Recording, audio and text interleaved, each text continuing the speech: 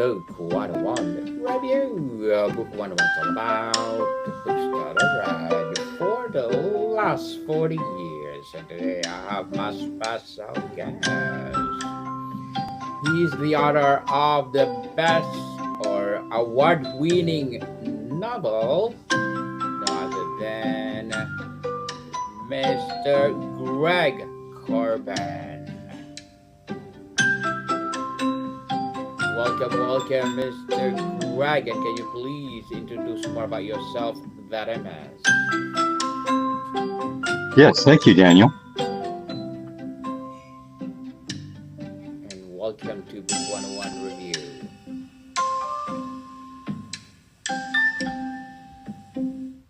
Yes, and welcome, Mr.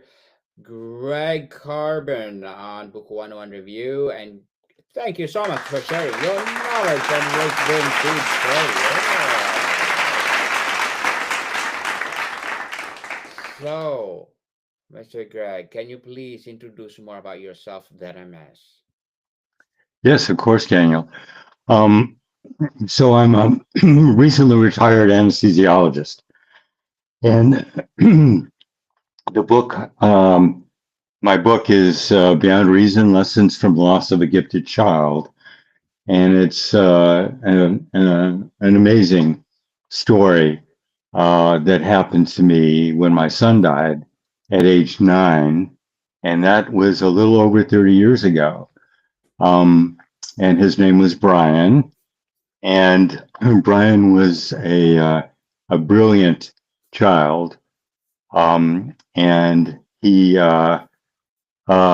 was an exceptional. He wrote beautiful poetry, way beyond stuff I could do, and he loved entertaining people. He was like the life of the party. And one time we were at a summer camp, and it was talent night, and he went up on the stage and started improvising a karate form. And my wife and I and all the kids there were just mesmerized. He was creating this most beautiful dance, something we'd never seen before.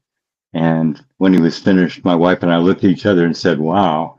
And all the kids stood up and started chanting, "Brian, Brian, Brian." So we had a lot of magical moments with Brian. And then when it was time for his 9th birthday in January, he told us that he didn't want to have his birthday party. It would bring his death closer, and he wouldn't live to double digits, which was age 10. So, and he got very depressed. My wife's a minister and a pastoral counselor, and my specialty was anesthesia, and subspecialty was pain management, which is almost all psychology.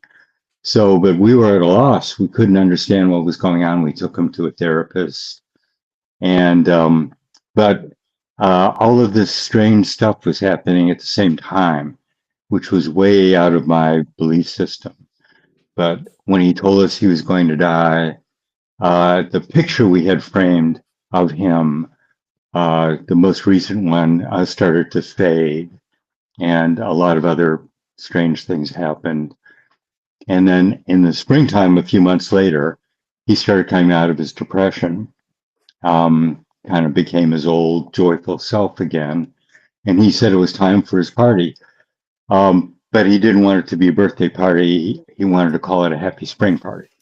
So we planned the party. And about that time, a lot of other strange things were happening too. Um, his younger sister, Lynn, both Brian and Lynn, started drawing pictures of butterflies everywhere. And we had, he jump into a cardboard box, and he'd close it up and say he was mailing. It was time for him to go on a trip, and he was going to mail himself up to Arizona or Wisconsin or something like that. So the theme of him, of the butterflies and that, and also I think about 2 weeks before he died, a big Luna moth, which I've never seen before or since, showed up on his glass door and would tap all night. tap, tap, tap, tap, like the Edgar Allan Poe, nevermore. And the moonlight would shine on it, casting its shadow on the floor next to his bed. Just a lot of strange things like that. That went on for about 10 days. And then 2 days before he died and before his party, my wife came home and he was pulling his little wagon down the driveway with his teddy bears and his camping gear. And he said it was time for him to go on his trip. And Catherine got out of the car and said, "Well, you can't go on your trip. You got your party in 2 days. Or tomorrow. So I'll tell you what, why don't we pitch the tent?" He'd always been afraid to camp out by himself. We'll pitch the tent. You and our dog Sasha can camp out, and that'll be your trip for tonight. And then we'll have the party tomorrow. And he thought that was a good idea. So we pitched the tent, and he and Sasha spent the night. And the next morning, he was very proud of himself for doing something like that had scared him in the past. It was the most beautiful spring day I ever saw. And the kids came for his party, and then they had a good time. They left, and he had an hour or two before his baseball game, and he went to his room and did this stuff. Now, a lot of other stuff that had been happening was that he had tied up all of his loose ends, all the things that he'd been meaning to do, write letters to his grandparents, and he insisted. He died the day before Mother's Day.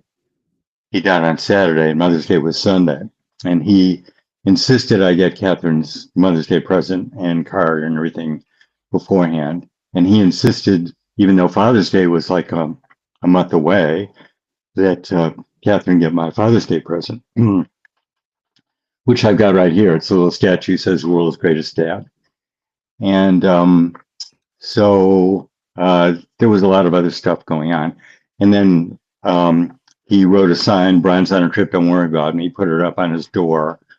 He left behind goodbye gifts, which I talked about, and wrote letters to a couple of girls that he was flirting with. And then it was time for him to go to his Little League baseball game. And he was the littlest kid on the team. This was his second game, and he really wasn't sure he liked it. He was afraid of the hard ball. But I kind of thought it would be good for him to do because he was like, very cerebral and artistic and stuff. So he went along with it. Well, today he was a different kid. He was looking forward to the game.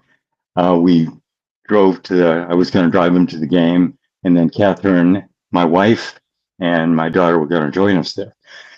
We went by the mailbox. He said, "Well, we have to mail these letters." And I said, "They didn't have stamps." I said, "Brian, you don't understand. They won't get there. They don't have stamps." And he said, "No, you don't understand. They will get there." So we put him in the mailbox and went to the game. And he got there and he said he wanted to score a run more than anything. And so we got to the baseball field. He was a different kid. He was chasing after the ground balls and having the best time and telling the coach he wanted to be pitcher, which is ridiculous because he was like the smallest kid and not very good at baseball. So, and then it was his time to get up to bat, and he was so little he got walked to first base. Next kid hit a triple, and Brian crossed home plate, scored his first run just like he said he wanted to do. Everybody was cheering, and he went to the dugout, gave high fives to everybody, and then he collapsed. And now I'm an anesthesiologist. That's what we do. We resuscitate people. We're really good at it because we do it every day. And I looked at him and I said, he should have had an arrhythmia. We should be able to get him back. And the rescue squad was right across the street. They showed up within a minute. But I looked down at him and I just knew he wasn't coming back. And then we took him to the emergency room, worked on him for a while. And then he died. And then we kind of said goodbye to him. And it was time for us to leave. And then I went back to get my car, and a lot of paranormal stuff started happening. So I went to the baseball field area to get my car, And even in my grief and shock, I could appreciate it. It was the most beautiful spring day I ever saw. And unusual for that time of year, the honeysuckle was in the air was sweet. And I reached up, and there was other baseball games going on by now, and picnics with dancing and music, and it was a very joyful scene. And I reached up to wipe a tear from my eye, and the sour smell of Brian's vomit on my hands. When you shock somebody, they vomit. They don't show it on TV. So I had that on my hands, and that blended with the sweet honeysuckle in the air. And all of a sudden, um, things changed. The colors got brighter than I'd ever seen. I was at peace. I knew Brian, if he could come back, I mean, that he'd finished his work here. And if he came back, it would be for me, not for him. He was done. The only other work to do was mine. And so there was a moment of clarity and peace in the midst of all the shock and pain. Then we went home, and all these people came to comfort us. And then it was only like later that night we saw a sign: Brian's on a trip. Don't worry about me. And if you go to the book website, beyondreason.info, I've got his sign and a couple other. It turns out that when we went to a support group for parents that have lost children, and that there were, nobody talked about this stuff, but I told Brian's story like I'm telling you. And then after I told it, the other parents started chiming in with their stories, and they were common. And there was a little girl named Stephanie who was 4, and her picture's up on the website too. And she sounded a lot like Brian. Her mom said she was very artistic, and every day would say, "You know what? I love you with a mad passion." And she always said she didn't want to grow up and go to school like the other kids. She was at her daycare center and went down a slide, and a ribbon caught around her neck and strangled her. And then 20 minutes before she died, she drew a picture of her hanging from the neck in dark colors, obviously dead, and off to the side, her in bright colors, putting on a halo with an angel up in the sky dropping more halos down to her. So that was part of my awakening to the fact that these sort of stories are much more common. The media doesn't carry it, but a lot of other kids. And then the next year, I did the same thing. I told the story, and the same thing. And for the next hour, the other parents would talk about their children's premonitions and paranormal experiences and stuff like that. So, okay, but the day he died, then I went home. And then later that night, I have my daughter. Brian was 9. My daughter Lynn was 7, and she was in the first group of autistic kids. So she's very sweet, and but she had trouble understanding stuff. So when I tucked her into bed, I tried to explain that Brian had died and was up in heaven and wouldn't be coming back to us anymore. And I was a fish out of water because I had no spiritual understanding, and I'd never tried. Most doctors I found out are afraid of death, and I was too. The other groups are ministers and psychologists, all the people that you normally go to when you're going through these grieving processes.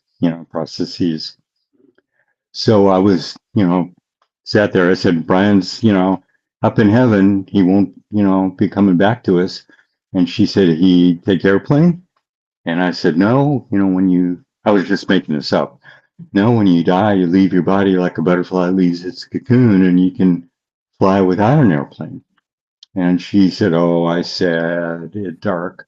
And then all of a sudden she looked up at the ceiling, and she got this beautiful smile on her face, and she was focusing on something. And I thought, what could she see? And then all of a sudden, I felt the bed vibrating, and I could see a river of luminous energy waves carrying us along. And somehow I knew that it had always been there. I could just never see it before. And that Brian was now part of this river. And that's in the last chapter. There's kind of like, that kind of was the beginning of my journey, spiritual journey. And at the end, it's like the river, I was the body, was the stone, I am the river. I will always love you.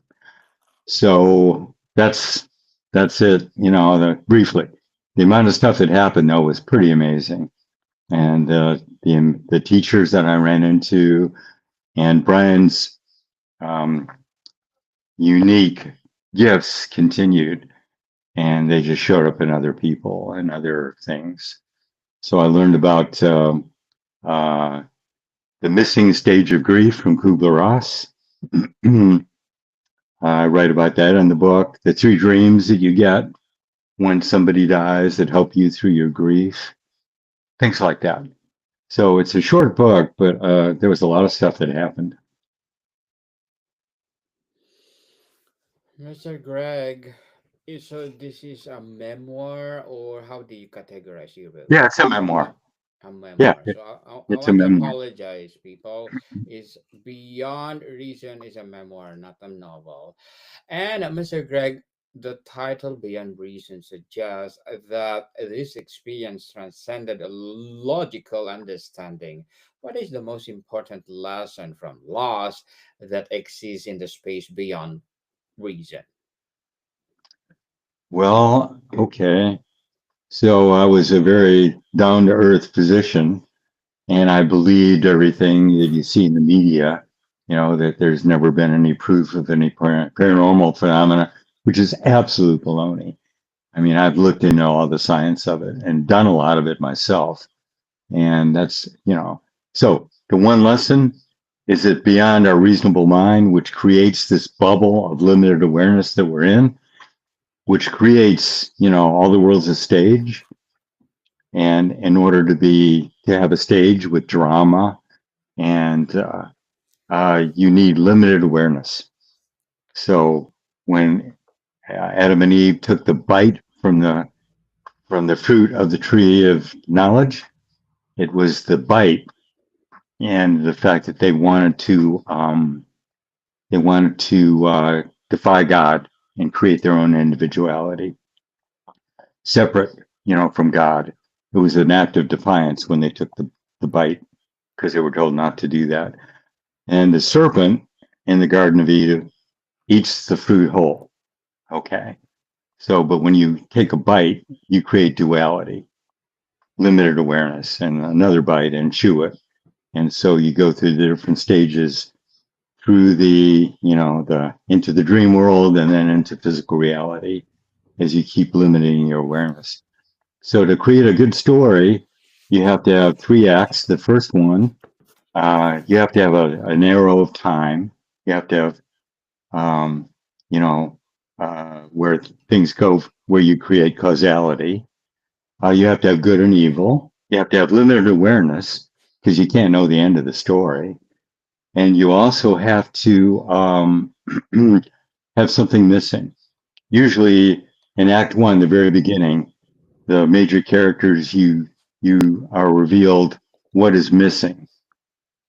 There's parts of them that are missing, the conflicts they have and stuff like that. And then in Act Two, everything gets thrown upside down and the missing parts show up in strange ways. And in Act Three, uh, everything seems hopeless, and the main character has to go beyond reason.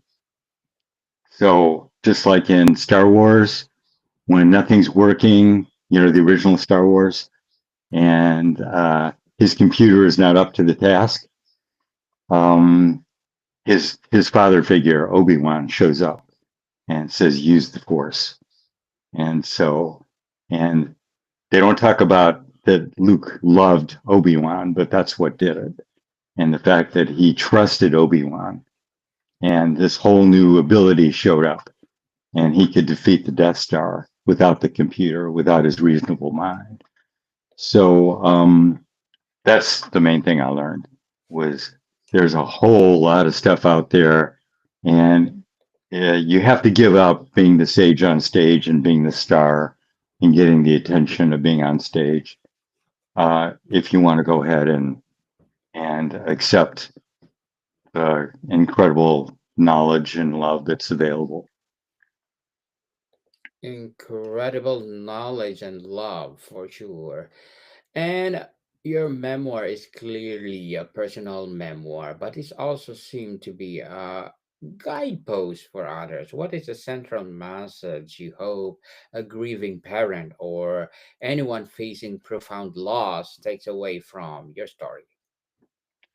Yes, so when I talk about after hearing all of the years of other parents' stories, what I realized was that is that you follow the pain, okay? And what I when we had just lost Brian, the first day everybody was saying, "Oh, you need to take some medication, to numb the pain." And somehow, I mean, even in the shock, I knew that something amazing was happening. And even in the funeral, I mean, I was in shock. I was crying. My world was destroyed. My hope for the future in Brian. And yet I could tell that something wonderful was happening. And so pain reveals and love heals. So the pain, it will take you to what needs to be healed. And then if you allow the love to show up, and for me, it was the love for Brian, which was the greatest love. I was very closed off emotionally. And with his death, even at the funeral, I said, this is a new feeling for me. All my life, I've been afraid to let people be close. And now his loss and this grief is just too much for me to handle. I have to accept the love and the contact from the other people that are showing up. And so, and then that love became, the river carrying me along. Different. I had the best teachers um, that in the entire world just showed up to help me understand what was going on. It's like now I live in Charlottesville, Virginia, and most people don't realize that, but um, it's like the Western world spiritual center for like Europe, the Americas, Australia, New Zealand.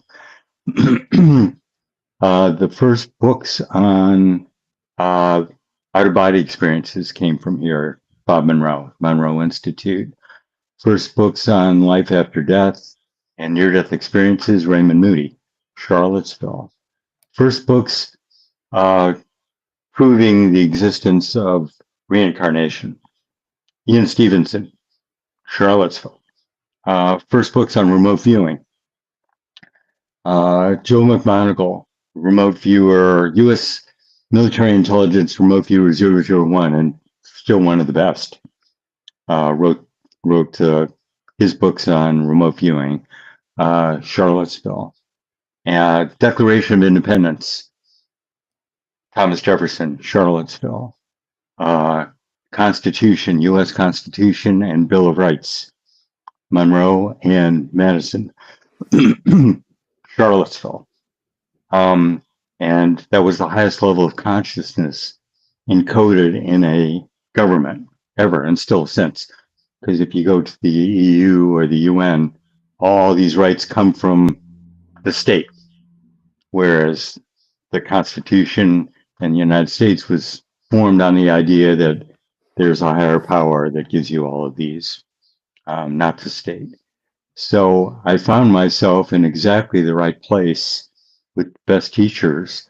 Oh, and the most important teacher of all was the guy that wrote the book Magical Child, Joseph Chilton Pierce. He also wrote Crack in the Cosmic Egg. And he was a well-known, famous author, and he became my mentor. A series of coincidences. And he was actually a mentor to Bob Monroe, who bought the land next to him and created the Monroe Institute. So Joe Pierce used to spend his summers over in an ashram in India. And he would tell me these most amazing experiences. Now, I had read a lot of different books about paranormal stuff and amazing, history stuff, and none of them could touch the stories that Joe Pierce told. I said, Joe, you should write the stuff down. because other people can learn from you like I'm doing. This is like stuff I've never heard anywhere. But if anybody in the entire planet could help me understand a magical child like Brian, it was Joe Pierce. And he showed up, and I was very lucky to have him as a friend and teacher for several years. Mr. Greg, before we wrap up our discussion for today, I'm inviting you to please do listen to my other podcast, people, my other podcast, because my abstract essay is already in fifth season, abstract poetry in second season, and my book 101 review in fifth season too. Comedy 101 in second season, and my food 101 in fifth season as well. Geography 101 in fourth season, and my baby podcast, Law 101 and Mental Health 101, Love Letters in third season, and my movie 101 review and music 101 in fourth season, and science 101 and sex 101 in its first season. Please listen to them wherever you listen your podcast. So, Mr. Greg, if your child could see the person you have become and the book you have written, what do you hope they would say? Well, actually, he did say, he's no longer Brian.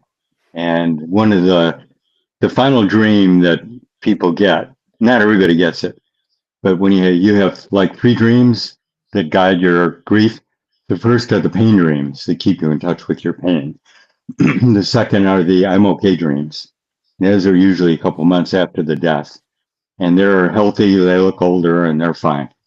They don't need you, and you don't have to worry about them. And the last one is the goodbye dreams.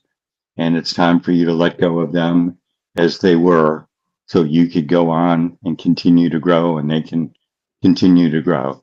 And at some point, it becomes an impediment to your growth to keep them the way they were and keep you and your relationship that way.